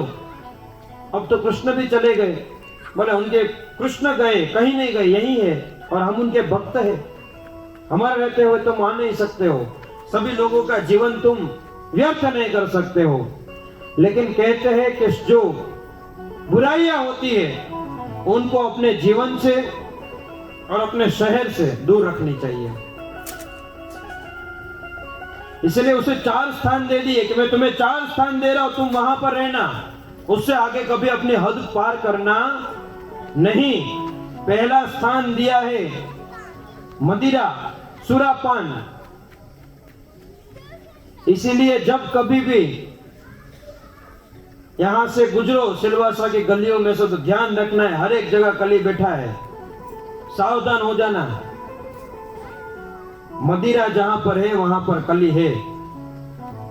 दूसरा स्थान बताया द्यूत, यानी कि असत्य, जुआ, वहां पर कली है। तो पकड़ लेते हैं तुरंत, चुंबक के जैसा। अगर आप वहां, अगर आपके मन में विचार भी आए तो तुरंत खींच लेगा, इसलिए विचार भी नहीं आना चाहिए। जाना तो बहुत दूर की बात है, विचार भी आए तो पकड़ लेगा। तीसरा स्थान बताया है कत्ल खाना, हिंसा, जहां पर हिंसा होती है वहां पर कली है। जहां पर हिंसा करने का विचार आया, आंख बड़ी हुई, समझ लो कली बैठ गया। चौथा स्थान बताया है स्त्री प्रसंग, वैश्यालय, वहां पर कली है। परीक्षित ने कहा, इतने स्थान तुम्हारे हैं, जाओ उसमें रहो। कली ने कहा, मैंने आपकी हर एक बात मान ली, लेकिन मेरा परिवार बहुत बड़ा है, मुझे और एक स्थान चाहिए। परीक्षित जी ने अंतिम स्थान दिया है अनिति का धन, अनिति का सुवर्ण। अनिति का धन है, वहां पर क्या है? कली। हमारे जितने बहनें हैं, सबसे ज्यादा सुख अगर मानते हैं तो सोने को मानते, गोल्ड। रेट चाहे 70,000 चला जाए या 17,000 चला जाए या 1 लाख चला जाए, सोना कभी बंद होता। लेकिन क्या आप जानते हैं कि उसको धारण करने की विधि क्या है? उसे धारण कैसे करना चाहिए? या दूसरी बात कि हम सुवर्ण पहनते क्यों हैं? क्या आपको यह भी पता है? हम पहनते इसीलिए ताकि हम दिखा सकें कि मेरे पास इतने तोले का है, ऐसी डिजाइन है। लेकिन वास्तविकता सुवर्ण दिखाने के लिए नहीं, छुपाने के लिए बनाया है। सुवर्ण है हमारे देह को स्पर्श होना चाहिए, क्योंकि सुवर्ण है पवित्र है। सुवर्ण यानी लक्ष्मी। सुवर्ण हम तभी धारण करते जब हम किसी पवित्र प्रसंग में जाते हैं। सुवर्ण धारण करने से हमारे विचार पवित्र होते हैं, और वो सुवर्ण तभी पवित्र माना जाएगा जब आपका धन पवित्र होगा। अगर सुवर्ण पहनने के बाद भी विचार पवित्र नहीं है तो समझ लेना चाहिए भाई साहब कहीं गड़बड़ी है, उसको सुधारना है। कोई काला धागा पहन के भी खुश है, कोई सोना पहन के भी रो रहा है। उसका कारण नीति रीति ने प्रीति, एने दुनिया जीती। जिसके पास तीन चीज अच्छी है वो दुनिया जीत लेता है, और जिसके पास नीति अच्छी नहीं है उसका आज भला हो सकता है लेकिन वो लंबे रेस का घोड़ा नहीं है, वो समाप्त हो ही जाएगा। क्योंकि आडंबर का जो आयु है बहुत छोटा होता है, असत्य का आयु बहुत छोटा होता है। बड़ा दिखने की कोशिश करता है लेकिन क्षण के अंदर भस्म हो जाता है। 5 स्थान देने के बाद परीक्षित अपने नगर की ओर, अपने राजकक्ष की ओर आए। यदा कदा एक समय सुवर्ण का मुकुट धारण किया, पिटारा था बड़ा सा, देखा कि आज कुछ नया पहना जाए। राजा थे भाई, वो तो कुछ भी पहन सकते हैं। मुकुट देखा, क्योंकि जो छला हुआ होता है ना इतना सुंदर होता है, आपको खींचता है अपनी ओर, असत्य अपनी ओर खींचता है आपको। तो जरासंध का मुकुट था, इसीलिए सुवर्ण के अंदर मोह नहीं था। लेकिन आज मोह ऐसा जगा क्योंकि जरासंध ने 800 राजाओं को बंदी बना कैद किया था, इतने सारे सबको लूट लिया था, लूट पाट के वो सारा धन लिया था, और वही मुकुट आज यहाँ पर था। तो वो मुकुट मस्तक के ऊपर धारण किया तो कली बैठ गया, क्योंकि स्थान तो उन्हीं ने दिया था। अनिति का स्थान मिला, कली बैठ गया, विचार बदल गए। वन में गए, जल ढूंढ रहे थे, जल मिला नहीं, और जल के ही शोध में शमीक ऋषि के आश्रम में पहुंच गए। मध्याह्न काल हुआ था, कली सर पे बैठा था, इसलिए कुछ विचार नहीं आया। देखा कि ऋषि तो ढोंग कर रहे हैं समाधि में होने का। मेरे जैसा चक्रवर्ती राजा आया है और ये खड़े नहीं हो रहे।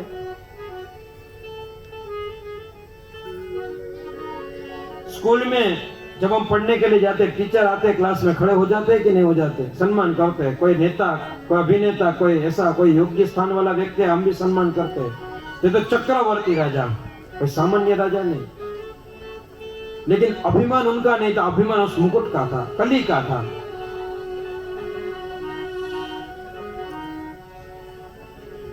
ऋषि को जगाने के लिए एक बाण का प्रयोग किया, जो कान से थोड़ा सा दूर उन्होंने छोड़ा ताकि उस ध्वनि से उनकी समाधि छूट जाए। लेकिन हुआ यूं कि जब वो बाण छोड़ा उसके मध्य में एक सांप आ गया, तो सांप की मृत्यु हुई, और सांप बाण के साथ में लटक गया ऋषि के गले में। और ये सब हुआ तब पता चल गया कि ये कोई ढोंग नहीं कर रहे, ये वास्तविक समाधि में ही है। और ये सब देखकर अपने घर पे चले गए, और जब मुकुट उतारा तब पता चला कि मैंने गलत किया है, कि मैंने ऋषि का अपमान किया, अब मुझे दंड मिलना चाहिए। लेकिन दंड देगा कौन? तब उसी काल जिस समय यह घटना हुई, तब शमीक ऋषि के शिष्यों ने उनके पुत्र श्रृंगी को यह बात बताई। श्रृंगी कौशिक नदी के किनारे संध्या वंदन कर रहे थे। उनको बताया कि हे गुरुपुत्र, आप यहाँ पर संध्या वंदन कर रहे हैं, किसी ने आपके पिताजी के गले में सर्प को डाला है, और ये दूर से हमने अवस्था देखी, अभी हमें पता भी नहीं कि गुरुजी की अवस्था क्या है। और अपने पिता की ऐसी दशा देखकर श्रृंगी ने हाथ में जल लिया और कहा कि यदि मैंने कभी भी कोई सत्कर्म किया है तो जिस किसी दुष्ट ने, नराधम ने कृत्य किया है, उसको आज से सप्तमे अहनी 7वें दिन तक्षक नाग के दंश से उसकी मृत्यु होगी। इस प्रकार का जो संकल्प था वो कौशिक नदी किनारे छोड़कर अपने पिता को देखने के लिए गए। अपने पिता को स्पर्श किया, शमीक ऋषि की समाधि छूटी। शमीक ऋषि ने कहा, पुत्र क्या हुआ? पूरी कथा वार्ता उनको बताई, कैसे परीक्षित राजा आए थे, क्या क्या हुआ, और मैंने उनको श्राप दे दिया। शमीक ऋषि ने समझाया कि श्रृंगी तुमने बहुत गलत किया है, वो राजा नहीं हमारे भगवान है, उनसे जो भी हो गया, लेकिन हम तो ब्राह्मण है, हम योगी है। अगर हम इतनी छोटी छोटी बातों के अंदर अगर हम श्राप देने लग जाएंगे तो सृष्टि का पतन हो जाएगा।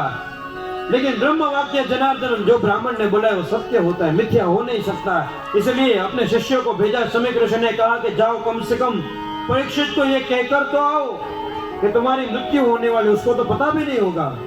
और परीक्षित यहाँ पर चिंता कर रहे थे इस बात की नहीं कि मेरा क्या होगा, इस बात की कि मुझसे ये अघोर कृत्य हो गया है, क्या मेरे भगवान मुझे माफ करेंगे?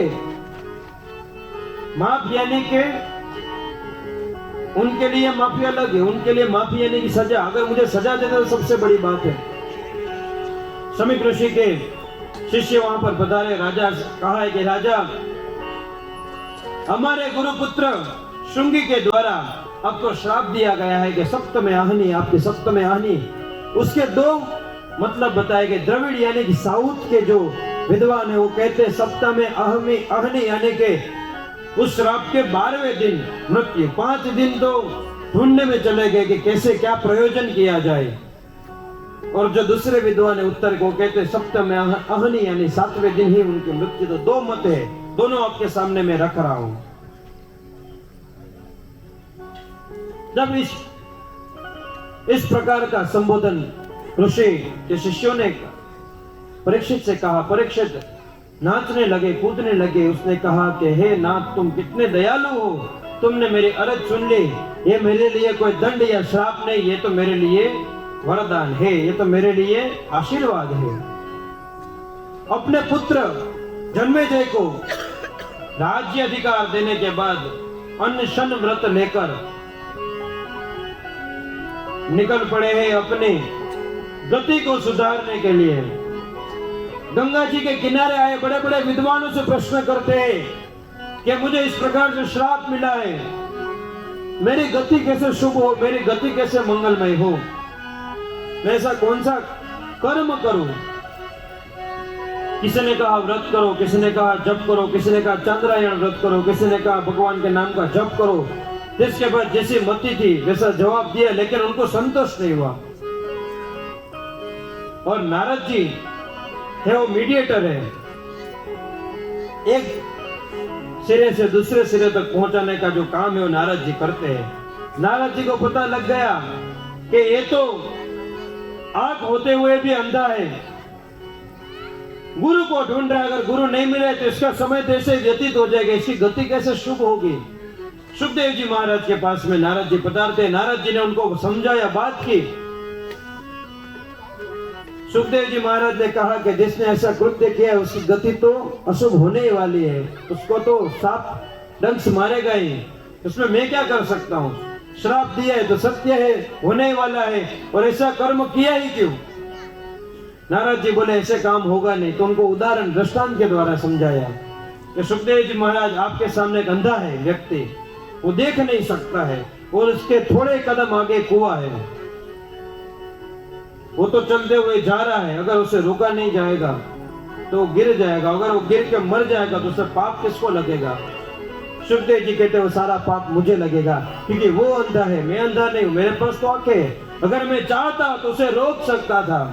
तो बोले यही बात है, वो तो अंधा हो चुका था उस समय कली के प्रभाव से, लेकिन आप तो गुरु है, आप पधारिए, उसके जीवन को धन्य कीजिए, उसे अच्छी राह, सच्ची राह दिखाए, कृष्ण भक्ति दीजिए उसके जीवन में, ताकि उसका कल्याण हो सके। सुखदेव जी महाराज के पास संपत्ति में एक ही चीज थी, कमंडल और मृग चर्म दोनों लिए, और 16 वर्ष के वो उद्धत बालक, बड़े बड़े केश, कमल जैसे उनके नेत्र, जिनका वर्ण अति सौम्य वर्ण, जहां जहां से वो चलते जा रहे थे उनके पद चिन्ह छूटते जा रहे हैं, उनके ज्ञान की खुशबू हर एक जगह फैल रही है, हर एक विद्वानों का तेज निस्तेज होते जा रहा है, सबकी दृष्टि उनके ऊपर जितने भी लोग उनसे उनको देखते थे उनके पीछे पीछे पीछे पीछे जुड़ते जाते हुए बड़ा सा काफिला बन गया, जहां पर परीक्षित जी महाराज बैठकर अपने मन के अंदर मनवाणी से विचार कर रहे थे, गुरु को याद कर रहे थे। आज गुरु के रूप में सुखदेव जी महाराज स्वयं वहां पर पधारे। कहा, हे राजन, अब तुम निश्चित हो जाओ, तुम्हारी मृत्यु तो होने वाली, लेकिन मैं तुम्हारी मृत्यु का जो भय है वो समाप्त कर दूंगा। इस दुनिया में हमने कल जैसे चर्चा की, जातस्य ही ध्रुव और मृत्यु, जाना तो सबको है, आएगा सो जाएगा, राजा रंग फकीर सबको जाना है, लेकिन जाने से पहले व्यक्ति को अभय होकर जाना है। मृत्यु महोत्सव बनना चाहिए।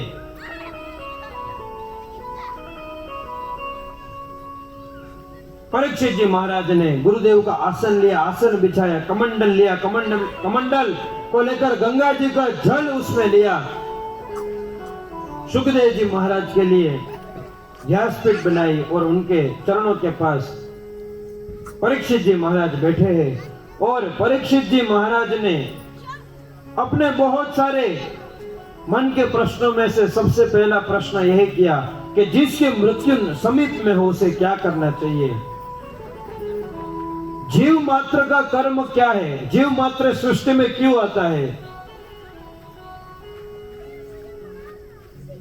ये सब प्रश्न परीक्षित जी महाराज ने सूत जी से कहे थे। और इसी प्रश्नों के साथ में आज के द्वितीय सत्र का हम विराम करते हैं।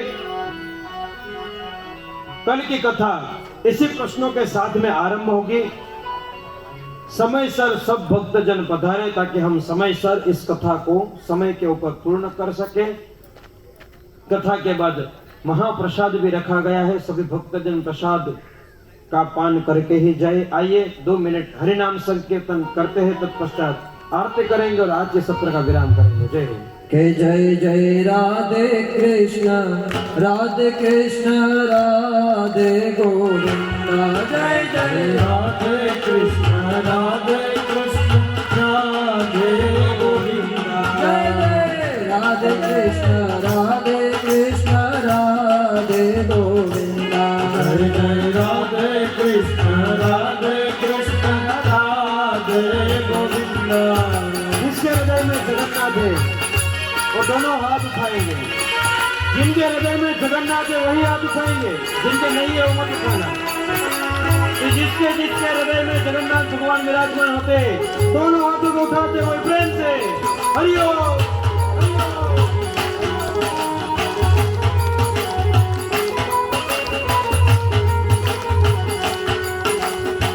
केशव जी कल्याण गिरधारा नाथ लीला, केशव जी कल्याण गिरधारा नाथ लीला, केशव जी कल्याण गिरधारा नाथ लीला, केशव जी कल्याण गिरधारा नाथ लीला, मदन मोहन श्री वृंदावन गंगा,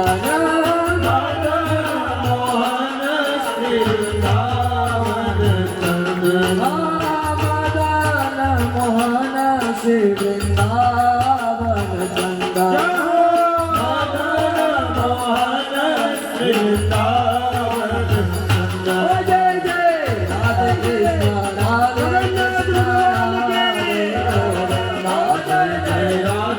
कृष्ण राधे कृष्ण राधे कृष्ण राधे कृष्ण राधे गोविंदा, जय जय राधे कृष्ण राधे गोविंदा। भगवान की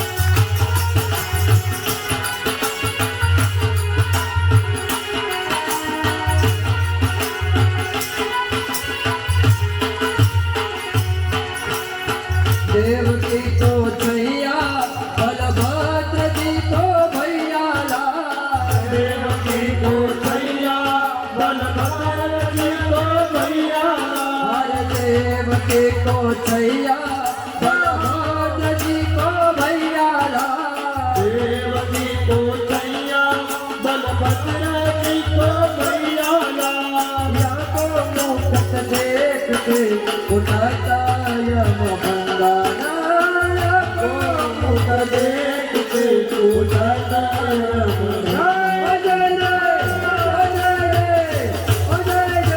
राधे कृष्ण राधे कृष्ण राधे गोविंदा राधे कृष्ण राधे कृष्ण राधे गोविंदा राधे कृष्ण राधे कृष्ण राधे गोविंदा जय जय राधे कृष्ण राधे कृष्ण राधे गोविंदा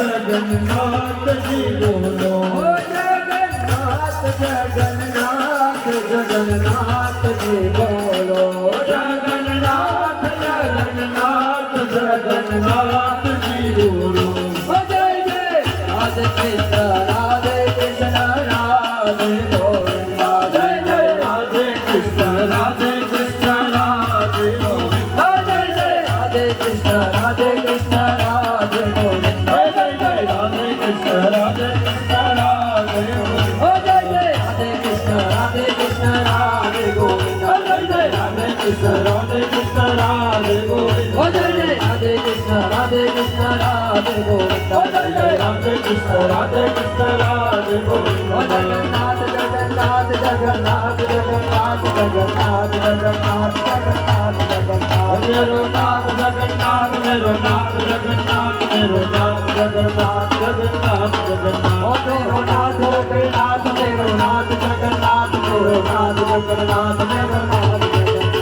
मेरो नाथ हो के नाथ जगन्नाथ जगन्नाथ मेरो नाथ हो के नाथ जगन्नाथ जगन्नाथ मेरो नाथ हो के नाथ जगन्नाथ जगन्नाथ मेरो नाथ हो के नाथ जगन्नाथ जगन्नाथ मेरो नाथ हो के नाथ जगन्नाथ जगन्नाथ मेरो नाथ हो के नाथ जगन्नाथ ओ भोलेनाथ हो के नाथ जगन्नाथ जगन्नाथ जगन्नाथ जगन्नाथ जगन्नाथ जगन्नाथ ओ हरे राम हरे राम कृष्ण कृष्ण हरे राम हरे राम हरे कृष्ण कृष्ण कृष्ण हरे राम हरे राम हरे राम हरे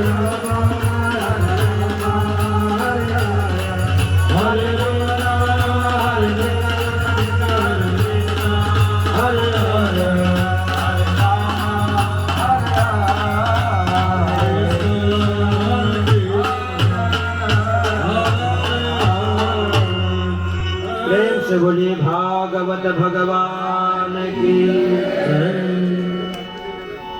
आरार्थिक कुरियातः। आज का सत्र द्वितीय सत्र भगवान जगन्नाथ के चरणों में समर्पित करते हैं। आइए हम सभी हर्षोल्लास से भगवान की मंगलमय आरती करेंगे। आशीष भाई ठक्कर एवं परिवार जनक व्यासपीठ पर पधारे एवं जगन्नाथ मंडल व्यासपीठ पर पधारे भगवान जगन्नाथ भगवान की हम आरती करेंगे। बाकी जो भी भक्तजन है उनके लिए नीचे आरती का प्रबंध किया हुआ है। सभी को बारी बारी आरती का लाभ देना है और आरती का लाभ लेना है। बिल्कुल भी अव्यवस्था ना हो उसका ध्यान रखना है। बहुत सारी आरतियों का निर्माण किया है। आज की व्यवस्था को देखते हुए शांतितया भाव भक्ति से आरती उतारना है। जो भी भक्त यदि कोई शेष रह जाता है तो हमारे कर कमल से, हमारा जो ये कर कमल है ये दीपक ही है, इससे भगवान को आरती दिखानी है। विशेष सूचना, कल के सत्र में भगवान ध्रुव सती यानी दक्ष चरित्र की कथा होगी। भगवान शिव का तांडव नृत्य की कथा है। प्रहलाद जी महाराज नृसिंह प्राकट्य होगा। कल हिरण्यकश्यप का वध होगा। वराह अवतार की कथा है। तो शीघ्रातिशीघ्र सभी लोग पधारे।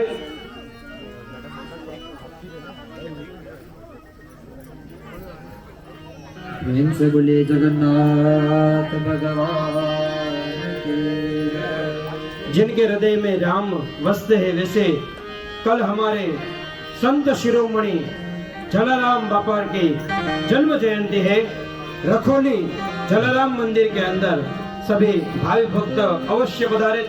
वहां पर दर्शन पूजा करके महाप्रसाद का वहां पर भव्य आयोजन किया गया है। अवश्य उसका लाभ ले। कल हम सभी यहाँ पर संत शिरोमणि जलाराम बाबा की विस्तृत कथा और चर्चा भी करेंगे, तो अवश्य पधारे। जय जगन्नाथ, जय जलाराम। शुक्रिया। आरती अति पावन पुराण की, धर्म भक्ति विज्ञान की। आरती अति पावन पुराण की, धर्म भक्ति विज्ञान की। महापुराण भागवत निर्मल, महापुराण भागवत निर्मल। सुखमय विलगित निगम कल्पफल, परमानंद सुधार समय फल। लीलारति रस निदान की, आरती अति पावन पुराण की। धर्म भक्ति विज्ञान निदान की, आरती अति महापुराण की। श्री हरि बोल।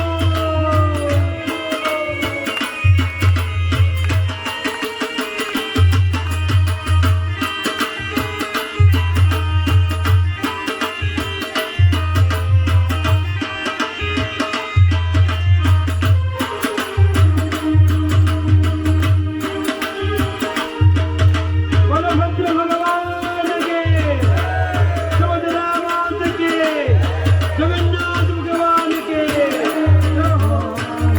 कलिमल माथा नेत्रिताप निवारे, कलिमल माथा नेत्रिताप निवारे। जन्म मृत्युमय भवमय हारिणी, सेवक सतत सकल सुखकारिणी। आरती अति महापुराण की, धर्म भक्ति विज्ञान दान की।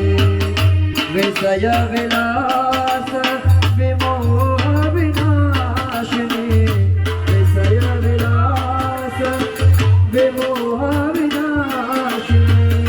विमल विराग विवेक विकाशिनी, भगवत तत्परास्य प्रकाशिनी। आरती अति महापुराण की, धर्म भक्ति विज्ञान दान की। परमहंस मुनि जन उल्लासिनी, परमहंस मुनि जन उल्लासिनी।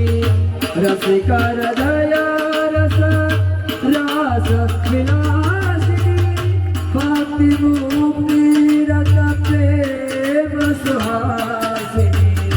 आरती अति पावन पुराण की,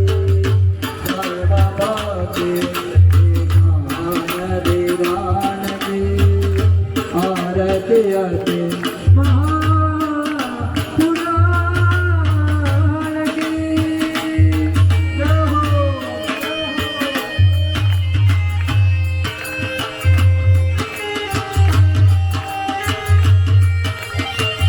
प्रेम से बोले जगन्नाथ भगवान की जय।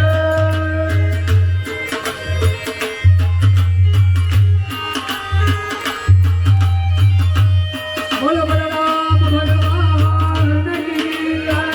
बलराम की जय। अपूर गौरम करुणावतारम संसार सारम चंद्राम भगवतं हृदयार विन्दे भवं भवानी चैतन्य नमामि। मंगलम भगवान विष्णु मंगलम मधुलिकाक्षं मंगलाय प्रणामि। सर्वमंगल मांगल्ये शिवे सर्वार्थसाधिके शरण्यं वन्दे गौरी नारायणि नमोस्तुते। अच्युतं केशवं रामनारायणं कृष्णदामोदरं वासुदेवं हरे। श्रीधरं माधवं गोपिकावल्लभं ज्ञानवैराग्यं रामचन्द्रं। हरे राम हरे राम राम राम हरे हरे। हरे राम हरे राम राम राम